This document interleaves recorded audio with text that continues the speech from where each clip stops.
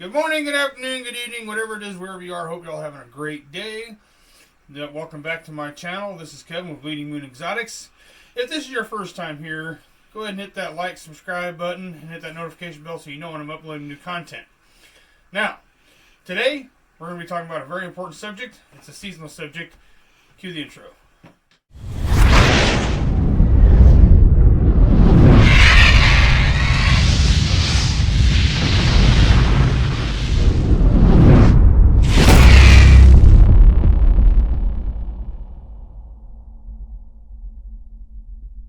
With wintertime coming on, as you guys all know, humidity is going to be really difficult for you to achieve.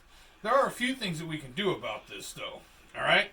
Now, for starters, with these animal plastic racks that I've got here, I have figured out that this water bowl is positioned in a perfect place here. These racks maintain a humidity right around 65-70% with a dry substrate in there. I've experimented with these racks quite a bit just to kind of get an idea. And as you can see, my snakes in here are doing good. I haven't sprayed down this substrate since I put it in here. And this coconut is still nice and moist, at least up here in the front anyway. I've noticed all the humidity goes to the front of the tub, but I have checked it back here in the back, and it stays right around 65-70%. But then again, we are in northeastern Kansas, so all my snakes are doing good. Now, one of the things that you can do to maintain your humidity is you can pick a good substrate. This is Pro Coco. Anything like this, Pro Coco, Reptichip, and anything that's along those lines will hold your humidity really, really well, actually. A lot of it depends on the quality of the rack, too. If you got a gap up here, as you can see, there's no gap on these tubs. So, like I said, these guys maintain the humidity right around 65% or so. And I really don't have to do a whole lot to them. Just make sure that the water bowl has water in it, and it stays right there. And there's my fire bee there. You can see she's looking really good. I'm actually trying to breed her here.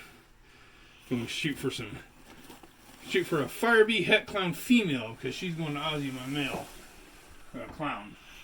Now, if this rack here is a little bit more difficult. I got to do some more things, something else different with it. Because this one here, the humidity has a tendency to drop down to around 55%. So what I've been doing in here is I've been experimenting with different size water bowls. Now, if you get a bigger water bowl in there, it'll help out. You want more surface area, though, not depth. You want it to be bigger around. But the problem that I'm having is some of these snakes like tip over their water bowls. So, that's why I use these little ceramic water bowls. They're nice and heavy. They won't tip them over, for the most part anyway. And if that doesn't work, I've got snakes like this guy up here. And he will dump his water bowl over. But as you can see, he's got a bigger water bowl. This is Kronos, my Mojave male. So what I've been doing with him, it looks like a bigger water bowl, but she likes to move it around and dump it. But I've also been keeping the substrate kind of moist, which, like I said, is one of the things you can do, get a different substrate. Don't use aspen, guys. If you use aspen, you're just going to be wasting your time, because aspen does not hold humidity at all. But these guys shed really well. Looks like he's getting ready to go into shed, kind of, actually. He's got some opaque on his eyes. And bigger water bowl, move the water bowl around, get it closer to the hot spot will help a lot. This guy here, his humidity is really well. This is Con, my bell, my bamboo bell. Waiting to breed him out, see what all he's got in him too. And then we've got tubs like what we have over here. These tubs are a little more difficult, because there's a good gap up there in the top, but they work well for my smaller snakes. I got to upgrade some of these guys here. This is Luna, our single gene spider female. As you can see, she's absolutely gorgeous. Colors are really starting to come out the bigger she gets. She's going to be a really nice snake. Fun to breed her. Now, to prove to you guys what I'm talking about, I've already gone ahead and I put a little humidity gauge in here. This is no substrate, and as you can see, it's 44%, which that's pretty dry. Temperature is not where it needs to be either, apparently. But when I take and I put it up in here with one of these, with the water bowl and everything like that, it kind of comes up. I just put that in that tub, but it'll come up to 65% or so. So, in conclusion, if your humidity in your house is giving you a hard time and you're trying to figure out how you can maintain a good humidity for your snakes, several things you can do. bigger water bowl, move the water bowl closer to the hot spot, mist them down. I've got, I don't know where it's at right now. It's behind you here. I've got one of these here that I use. This thing works really well for misting down the substrate. You put a gallon of water in there, pump it up. I bought this off Amazon. It cost me like $7. So, worth every penny. Makes the job a whole lot easier. And, well, I would be willing to say that pretty much just about wraps it up. So how about we look at a few snakes before we go, okay? What do you guys think? You guys like that idea? I haven't really given you guys an update on here. I've been kind of avoiding my Facebook page because I'm focused on this. This is Persephone, our pastel het clown female. And as you can see, she's actually been growing quite a bit. She's looking really good. Can't wait to get her bred out. I'll be breeding her to Ozzy to go shoot for some pastel clowns. You already saw Luna. This is one of my studs here. I mean, this guy, for a young snake, he locks. I've been pairing him up with Xena, the pastel that we saw a little bit ago. Shooting for some more silver streaks and some black pewters. A few other different things in there. Super pastels. All that good stuff. And then over here, we have... This is Helios, albino het-pied male. I cannot wait to start breeding him and getting him into some projects. He's very good, very beautiful, very nice snake. High contrast albino. And this is his future girlfriend here. This is Aurora, our albino het-pied female, which she'll be probably moving up to a bigger tub. She's nice and warm. But she'll be moving up to a bigger tub here shortly. Those are all the ones out of my little rack. Growing those guys up. And over here, we got a few that I'm actually trying to get up to size. This is Butterscotch, my lesser female. She is on the 1,000-gram wall right now. She has been for probably the last month or so. Being stubborn, but as you can see, she is not skinny. She's nice lesser.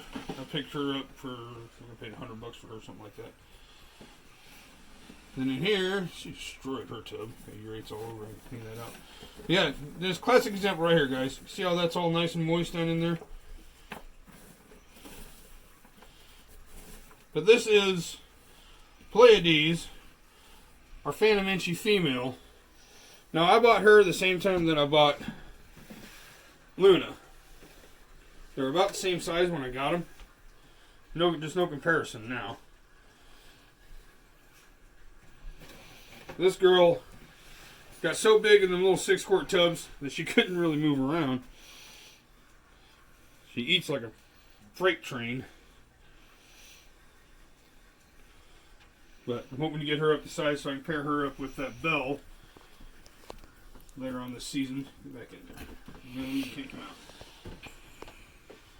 And then over here we got Mrs. Pandora, my beautiful pied girl. She's another one I'm trying to get raised up and breed her with that silver streak that we just looked at. Which time we at? And then here we've got, this is Chaos. She's just a normal female. She's going to be going to shed. See how her belly's all pink? Her eyes are opaque. Now, when she gets a little closer to getting ready to shed, I'll bump up the humidity in here in her tub. I'll bring it up to probably 75 or 80% so she can have a good shed. Well, she should have a good shed anyway, but I want to boost up the humidity just a little bit. But she's a very pretty girl, and she's actually not all dingy looking and getting ready to shed. And then over here, this is Isis, my single gene Spectre. She's tiny because, well, she's a finicky eater. But she's very curious, very inquisitive. You can see right now she's like, what's going on? We'll go back over here and hang out. Once again, ceramic water tub. She's never dumped her water tub in her enclosure at all. And then you guys have met this guy. This is the little escape artist. So glad that we found him. Now, don't let anybody tell you that you can't use a bigger tub for a tiny snake, because I moved him up to a 15 quart after his little escape attempt, and I had no problem with getting him to eat. And then I moved him in here when he came out of quarantine, and he's been eating like a freight train in here too. I think he skipped one meal, but he eats every 3 or 4 days. Hey! And he's feeling a little frisky apparently. But he'll be going in the shed here pretty soon too. That's probably the next week or so. I can tell because his belly's starting to turn pink. But he's been doing great in this bigger tub. I mean, he'll live in this tub for probably the next at least a couple of years, if not the rest of his life. And you guys already saw Con, my Bill, and this guy here. Last time I checked on him, he was getting ready to go in the shed.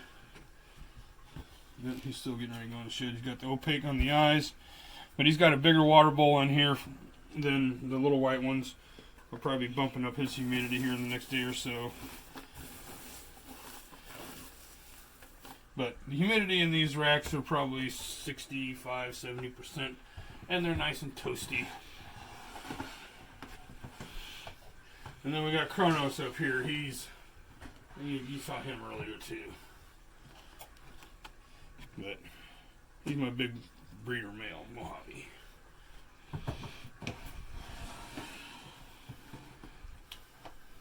The purpose of this channel is to share my experience with you guys. My experience into the ball python world. The reptile world, basically. But I do focus on ball pythons. I've got a couple other species. Like I've got some king snakes in there. And I've got a boa. Now the king snakes don't require very high humidity. They actually prefer it to be a little bit drier than the ball pythons and the boas do. They do require lower temperatures as well because they're a New World snake. Now with the ball pythons and the boas and everything like that, I pretty much keep all of them about the exact same as far as temperatures go. Hot spot at 90 degrees, you know, and that heats up the whole tub or the whole enclosure with the boa because she's not in a tub. So, anyway, if you guys like what you see, hit that like button. Don't forget to subscribe and hit that notification bell so you guys know when I upload new stuff. So, in conclusion, keep your humidity up. Wintertime's coming on, guys.